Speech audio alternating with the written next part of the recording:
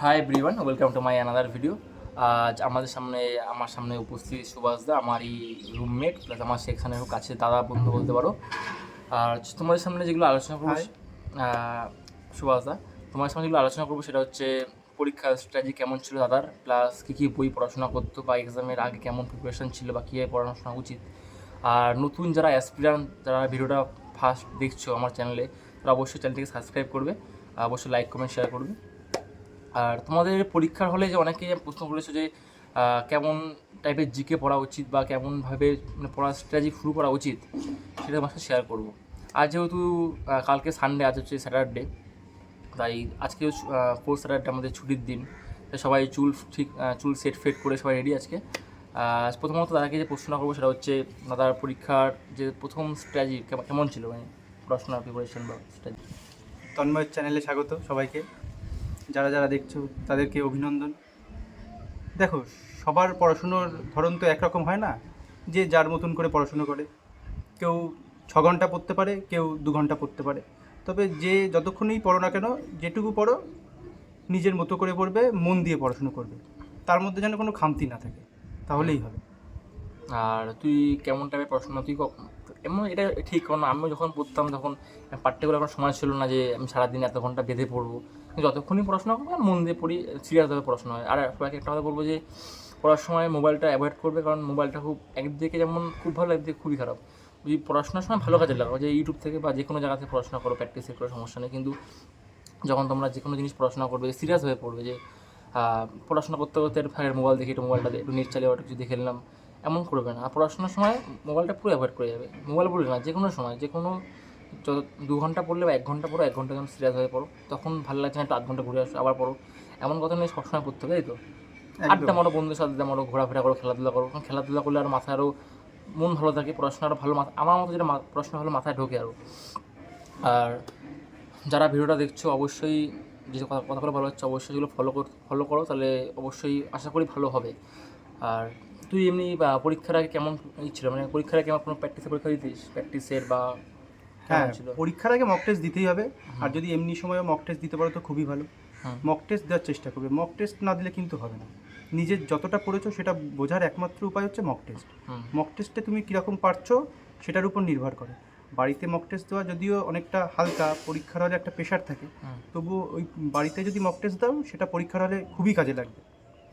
আর mock test যারা দেবে তারা আর একটা বলবে, একা মক টেস্ট দিলে যেই ভুলটা হয়, মানে দিচ্ছ কোনো সমস্যা নেই, মানে এটা তো সঠিক যে একা দেওয়ার সাথে ধর 5-6 জন মিলে একটা বন্ধু মক টেস্ট দিলাম, তাহলে ইমপ্রুভমেন্টটা বোঝা যায় যে আমি একটা প্র্যাকটিসের নাম্বার কত পেলাম, সে কত পাচ্ছে, তাহলে নিজেদের মধ্যে যে একটা কম্পিটিশান সৃষ্টি হয় যে ও কম পেলো বা ও বেশি পেলো, তাহলে এটা বোঝা যায়। একদম। আর সব থেকে বড় কথা, গ্রুপ স্টাডি করার চেষ্টা করবে। গ্রুপ স্টাডি করাটা খুবই কাজে দেবে। হুম। একা একা পড়া ভালো, কিন্তু তার সঙ্গে গ্রুপ স্টাডি করতে পারলে সে পড়াটা মাথায় থেকে যায়। আমরা যারা গ্রুপের স্টাডি করতাম বন্ধুবান্ধব, তারা এখন সবাই চাকরি পেয়ে গেছে, ভালো ভালো জায়গায় চাকরি পেয়েছে, অনেক বেটার জায়গায় আছে। আর গ্রুপ স্টাডি করলে যেটা বলা হবে, সপ্তাহে বেশি দিন করা লাগবে না, 2-3 দিন করে তাও সমস্যা নেই, বা ডেলি করলেও একটা সময় রাখবে যে যে জিনিসটা গ্রুপে আলোচনা হচ্ছে বা ডিসকাস হচ্ছে, সেই ব্যাপারটা যেন একটা পার্টিকুলার সময় লাগবে, যে নিজের পার্সোনাল সময়, যে ওই জিনিসগুলো নিজে করা হয়, যেন জিনিসটা গ্রুপের পাশে পড়ে আসলাম, যে কোনো জিকে, অঙ্ক, ম্যাথ, জিআই যে কোনো জিনিস পড়ে আসলাম, সেটা যেন বাড়িতে একটা পার্টিকুলার সময়, যে নিজের ব্যাপারটা যেন পড়ার জন্য নিজের পারফেক্ট টাইম থাকে। মাঝখানে আমার যেটা হয়েছিল যে এমন গ্রুপ স্টাডি করতাম যে সকালে করতাম, বিকালেও করতাম, মাঝখানে যে আমার পার্সোনাল যে নিজের যেটা সময় লাগবে যে এইটা আমার শেষ করতে হবে, সেই জিনিসটা পেতাম না। ওই জিনিসটা ভুল জিনিস, যে সপ্তাহে করো সমস্যা নেই, 3-4 দিন যে কোনো জিনিস করো, কিন্তু একটা সময় রাখবে, যে নিজের পার্সোনাল সময় রাখবে, যে এই সময়টা আমি নিজে পড়বো, নিজের যেগুলো আমার বাকি আছে খামতিগুলো সেগুলো পূরণ করবো, যেগুলো গ্রুপ স্টাডি আমার ভুল হচ্ছে সেগুলো সংশোধন করার যে পারফেক্ট টাইম, সেই জিনিসটা যেন যে পার্টিকুলার টাইমে থাকে, তাই তো? হুম। আর যে প্রশ্নটা করবো সেটা হচ্ছে, পরীক্ষা হল এক্সামের সময় যে হল ম্যানেজমেন্ট ব্যাপারটা কীভাবে করতিস, যে যেহেতু আশা করি তো অনেকগুলো এক্সাম দিয়েছিস, অনেকগুলো এক্সাম মহিমাসিটের এক্সাম দিয়েছিস, বা পরীক্ষা হলে অনেকে যে থাকে না, প্রথমত যারা ধর প্রথম এক্সাম দিচ্ছে বা ফার্স্ট বা সেকেন্ড এক্সাম দিচ্ছে, তাদের জন্য যে কথাটা হবে, যে অনেকগুলো এক্সাম দিয়েছে তাদের অনেকটা প্রবলেম হয় না, যে ভয়টা কম কাজ করে। যারা প্রথম এক্সাম দিচ্ছে তাদের যেমন যে ভয়টা হয়, যে হাত পা কাঁপাকাঁপি হয়, যে নার্ভাসনেসের জন্য, বা ওই টাইমের মধ্যে কীভাবে নামাবো, এর জন্য কী কী করা উচিত? এই নার্ভাসনেসগুলো কেটে যাবে যদি হুম। মক টেস্ট দাও। মক টেস্ট বেশি করে দিলে এই হুম। নার্ভাসনেস অনেকটাই কেটে যাবে। যদিও একটু নার্ভাসনেস থাকে, তবুও মক টেস্ট দিলে এই নার্ভাসনেসের বেশিরভাগটাই কেটে যাবে। আর অনেকের পরীক্ষা দেওয়ার এক একজনের প্যাটার্নটা আলাদা। একজন হয়তো কোশ্চেন দেখে তার সঙ্গে সঙ্গে ওই মার্কশিট ফিল আপ করে এক একটা করে, একজন কোশ্চেনে ফিল আপ করে নেয় সব কিছু, তারপরে গিয়ে লাস্টে ওই মার্কশিট ফিল আপ করে। যে যেমন সুবিধা পাও, যে যেমন ভালো লাগে সেরকমভাবে করতে পারো, যার সুবিধা যেমন হয় সেরকমভাবে করতে পারো, ওতে কোনো সমস্যা নেই। আচ্ছা, আমার চ্যানেল হয়তো অনেকগুলো এম টাইপের ভিডিও দেখবে, কিন্তু তোমাদের সাথে এইটা শেয়ার করার একটাই কারণ, যেটা হচ্ছে সবার এক্সপিরিয়েন্স সেম হয় না, এক একজন এক এক রকম প্যাটার্ন থাকে, এক এক রকম ধরন থাকে। আমার আলাদা, দাদা আলাদা, তোমাদের আলাদা হতে পারে, কিন্তু তোমরা জিনিসটা ফলো করবে সেটা হচ্ছে মেন যে কমন জিনিস বা একটু এক্সেপশনাল যেগুলো থাকে সেগুলো ফলো করবে, কারণ এক একজন এক এক রকম প্যাটার্ন থাকে। আর তোমাদের সাথে যেটা বলবো সেটা হচ্ছে এই দাদা কী কী বই পড়তো, মানে দাদার এতদিন যে পরীক্ষা দিয়ে এসেছি, কী কী বই ফলো করে পরীক্ষা দিত সেগুলো জিজ্ঞেস করবো। তুই কী বই পড়তিস এমনি নর্মালি এক্সামের জন্য?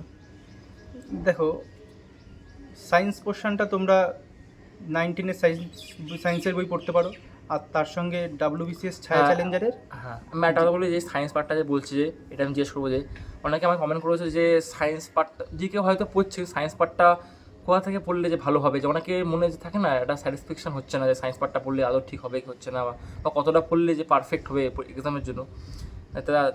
বল সায়েন্স পার্টটা কেমন করতে হবে, পার্টিকুলার সায়েন্সটা নিয়ে বল একটু। সায়েন্সটা 9-10-এর সায়েন্স বইটা পড়বে, অবশ্যই পড়বে। আর তার সঙ্গে WBCS ছায়া চ্যালেঞ্জার বলে একটা বই আছে, মোটা বই আছে, তার শুধুমাত্র সায়েন্সের কোশ্চেনটা পড়বে, ডেসক্রিপটিভ। ফিজিক্স, কেমিস্ট্রি, বায়োলজি তিনটেই দেওয়া আছে, সুন্দরভাবে চ্যাপ্টারগুলো দেওয়া আছে, খুব কার্যকরী ওটা। ওই বইটা, ওই চ্যাপ্টারগুলো ভালোভাবে পড়বে।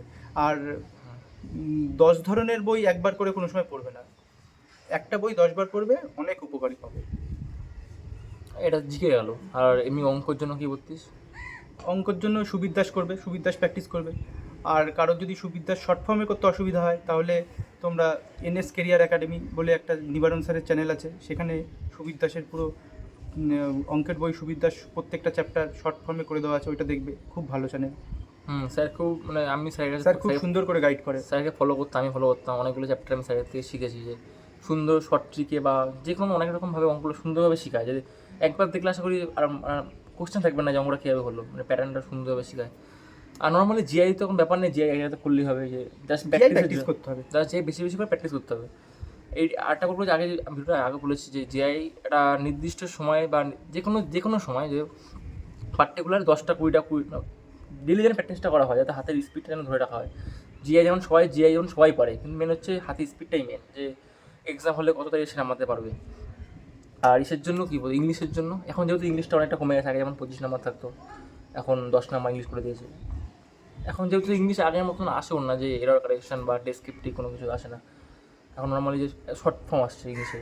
না, ইংলিশের জন্য কেমন তা পড়া উচিত সবাইকে? ইংলিশের জন্য PK দে সরকারের ইডিয়মস দেখবে, ফেজাল ভাব দেখবে, ওয়ান ওয়ার্ডস দেখবে, যেগুলো আসে এখনকার দিনে পরীক্ষায়, ভয়েস চেঞ্জ ন্যারেশনগুলো করবে।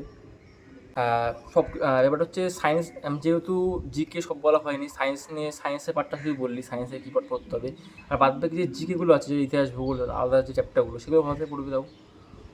বাদ বাকি জিকে তোমাদের যেই বই ভালো লাগে পড়তে পারো। আর আর ভালো বই আছে, ছায়া প্রকাশনীর পার্টিকুলার প্রত্যেকটা সংবিধান, ইতিহাস, ভূগোলও বার করেছে, পার্টিকুলার বই বার করেছে, সেগুলো চাইলে তোমরা পড়তে পারো, খুবই উপকার হবে তাতে। খুব ভালো বই বার করেছে, দেখলাম, আমি পড়েছি, আমিও পড়তাম ওগুলো, খুবই ভালো বই সেগুলো। আর তোমাদেরকে একটা ভালো কথা বলবো, পড়াশুনোর পাশাপাশি তোমরা মাঠটা নিয়েও একটু ভাববে, কেননা পরীক্ষার রেজাল্ট দেবো তারপর মাঠে যাবে, এটা খুব বাজে জিনিস। রেজাল্ট দেওয়ার পর মাঠে যাওয়াটা খুব, তখন ওই কদিনে মাঠ তোলা সবার পক্ষে তো সম্ভব নয়, তাদের একটু চেহারা ভারী, তাদের পক্ষে তো সম্ভবই নয়। মাঠ তুলতে গেলে তোমাদের আগে থেকেই মাঠ প্র্যাকটিস করতে হবে। তোমরা প্রিলিমিনারি পরীক্ষা দিলেই বুঝে যাও যে কত নাম্বার আসছে আমার, আমি পাস করবো কি না। আর যদি এইবার না পাস হয়, পরের বার হবে, কিন্তু মাঠটা তোমাদের কন্টিনিউ করতে হবে। মাঠটা একবেলা অন্তত কন্টিনিউ করো, একবেলাই কন্টিনিউ করো, দুবেলা মাঠ করার কোনো দরকার নেই। একবেলা প্রথম থেকে কন্টিনিউ করলে তোমরা মাঠ পাস করে যাবে, দুবেলা মাঠ করার কোনো দরকার হয় না। দুবেলা পরীক্ষার এক্সামের 1 মাস আগে থেকে, তখন যারা মনে হয় এক্সামের আগে থেকে যদি যারা সমস্যা থাকে কারো, তাহলে দুবেলা করতে পারো, তা না হলে একবেলা যদি কেউ ভালোভাবে মাঠ প্র্যাকটিস করে তাহলে এনাফ হয়ে যায়। যাদের মনে হয় যে আমার মাঠ এখনো ওঠেনি, তাদের দুবেলা ঠিক আছে, কিন্তু সারা বছর প্র্যাকটিস করলে একবেলা মাঠ হচ্ছে ইনাফ থাকে, কনফিডেন্স অনেক হাই থাকে। আর বর্তমানে সবার যে ভুলগুলো হয়, যে কবে রেজাল্ট বেরোবে তারপর মাঠে যাবো, এই জন্য অনেক ভালো ভালো যে ছাত্ররা থাকে বা যারা কনফিউশনে থাকে, যে এর জন্য অনেক অনেক অনেক পরীক্ষার্থী মাঠেই ফেল করে যায়, যে তারা হয়তো চাকরিটা পেতে হবে, যেহেতু সময় মাঠে দৌড়ায়নি এর জন্য মাঠে ফেল করে যাচ্ছে, তাই তো? একদম। এবার আমি আর একটা কথা বলবো, যারা আমার থেকে ছোট কিংবা যারা আমার থেকে বড় সবাইকেই বলবো যে আমি পরীক্ষা দিচ্ছি, ফেল করছি, তাই বলে আমি ছেড়ে দেবো, এটা কখনো করবে না। আমি অনেক পরীক্ষা দিয়েছি, ইন্টারভিউ দেওয়ার পরে ফাইনাল মেরিট লিস্ট থেকে বাদ গেছি অনেকবার, তাই বলে হাল ছেড়ে দেবো এটা না। যতক্ষণ সুযোগ আছে ততক্ষণ আমি চেষ্টা করে যাব। না যতক্ষণ মানে এমন অনেকে আছে যে ফার্স্টে 2-3টা পরীক্ষা হলো না, বা 3-4টে হলো না, মানে বয়সটা ধরো 25-26 হয়ে গেল, অনেকে থাকে যে 25-26-27-28 হয়ে যাচ্ছে, কিন্তু আর হচ্ছে না, তার কাজে ঢুকে গেলাম। অনেকের থাকে বাড়ির পরিস্থিতি খুব খারাপ থাকে যে কাজে ঢুকতে হবে, অনেকে আছে যে আমার যেমন আমাদের এলাকায় যে অনেকেই থাকে যে পড়াশোনা করছে প্লাস কাজ করছে প্লাস পড়াশোনা করছে, দুটো একসাথে মিলে করছে, কাজ করতে করতে চাকরি পেয়েছে, এরকম বহুত ছিল উদাহরণ জলজান্ত অনেকেই আছে। আমাদের যেমন পিটিএস সালে বলেছিলাম আগে একটা ভিডিওতে, যে অনেকের বয়সে আছে যে 30-32 বছর বয়স, অনেক অসংখ্য ছেলে আছে যারা অলরেডি চাকরি করছে, কারণ তারা যদি হাল ছেড়ে দিত তাহলে কিন্তু এই জায়গায় আসতে পারতো না। বাচ্চারা চাকরি পাচ্ছে, 20-21 বাচ্চা চাকরি পাচ্ছে, কিন্তু যাদের একটু বয়সটা বেশি, তাদের যে দিন দিন যে ভয়টা তৈরি হয় যে চাকরি না পেলে কী হবে, অবশ্যই ভয়টা সবারই ফেস করতে হয়, কিন্তু তাদের বলবো যে কোনো সময় তারা হালটা ছেড়ে দেবে না, কারণ একবার তোমরা যদি হাল ছেড়ে দাও তাহলে কিন্তু আর মানে এতদিন যতটা কষ্ট করলে সব কষ্টই বৃথা হয়ে যাবে, মানে নিটফল জিরো হয়ে যাবে। তাই বলবো যতক্ষণ না হচ্ছে ততক্ষণ ট্রাই করে যাও। বাড়ির পরিস্থিতি অনেকই খারাপ থাকে, কাজ বাজ করতে হয় জানি, কিন্তু ফাঁকে ফাঁকে যেন পড়াশোনা করা হয়, একদিন সফলতা ঠিক আসবে। আর ভিডিওটা আর বেশি বড় করবো না, একদিনে হবে না, কিন্তু একদিন হবে অবশ্যই। আর বলার কিছু তেমন নেই, বেশি বলে ভিডিওটা বড় করবো না। দেখা হচ্ছে পরবর্তী ভিডিওতে। জয় হিন্দ, বন্দে মাতরম। জয় হিন্দ।